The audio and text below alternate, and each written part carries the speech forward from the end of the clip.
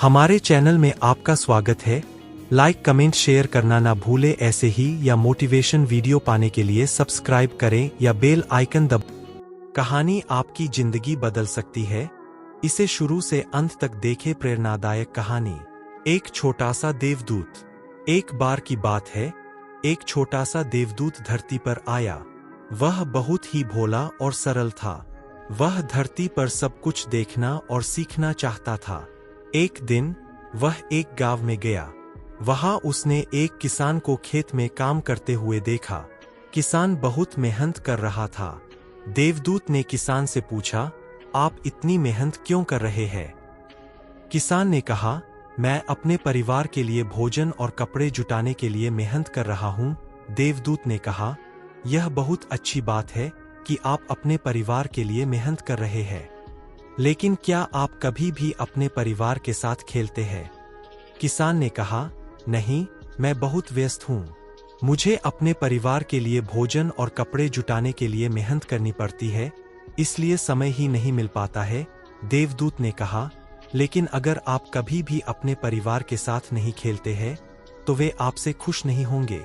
किसान ने कहा, आप सही है, मैं अपने परिवार के साथ खेलने का समय निकालूंगा।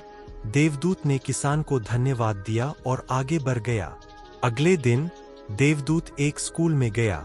वहां उसने एक शिक्षक को बच्चों को पढ़ाते हुए देखा। शिक्षक बहुत मेहनत कर रहा था। देवदूत ने शिक्षक से पूछा, आप इतनी मेहनत क्यों कर रहे हैं? शिक्षक ने कहा, मैं बच्चों को पढ़ाने के लिए मेहनत कर रहा हूँ। मैं चाहता हूँ कि वे अच्छे इंसान बने और अपने जीवन में सफल हों।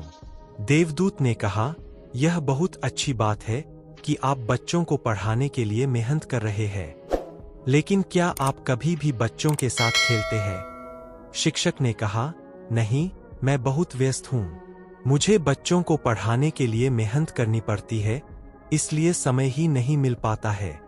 देवदूत ने कहा, लेकिन अगर आप कभी भी बच्चों के साथ नहीं खेलते हैं, तो वे आपसे खुश नहीं होंगे। शिक्षक ने कहा, आप सही है, मैं अपने बच्चों के साथ खेलने का समय निकालूंगा। देवदूत ने शिक्षक को धन्यवाद दिया और आगे बढ़ गया। देवदूत ने गांव और स्कूल में और भी लोगों को देखा। वह हर किसी से पूछता था कि वे क्यों मेहनत कर रहे हैं। हर कोई अपने परिवार के लिए या अपने जीवन में सफल होने के लिए मेहनत कर रहा था। देवदूत को समझ में आ गया कि लोग मेहनत इसलिए करते हैं क्योंकि वे अपने परिवार से प्यार करते हैं और अपने जीवन में सफल होना चाहते हैं। लेकिन देवदूत को यह भी समझ में आया कि लोगों को अपने परिवार के साथ खेलने और आनंद लेने का भी समय निकालना चाहिए। देवदूत ने गांव और स्कूल से बाहर निकला और आसमान में उड़ गया। वह सोच रहा था कि वह क्या कर सकता है ताकि लोग अपने परिवार के साथ खेलने और आनंद लेने का समय निकाल सकें। तभी देवदूत को एक विचार आया। वह एक छोटी सी परी का निर्माण किया और उसे गांव और स्कूल में भेज दिया। परी ने लोगों को बताया कि वे अपने परिवार के साथ खेलने और आनंद लेने के लिए समय निकालें। लोगों को परी की बातें अच्छी लगीं। उन्होंने अपने परिवार के साथ खेलने और आनंद लेने का समय निकालना शुरू कर दिया। देवदूत बहुत खुश था। उसने सोचा कि वह लोगों को एक अच्छी सीख दे पाया है।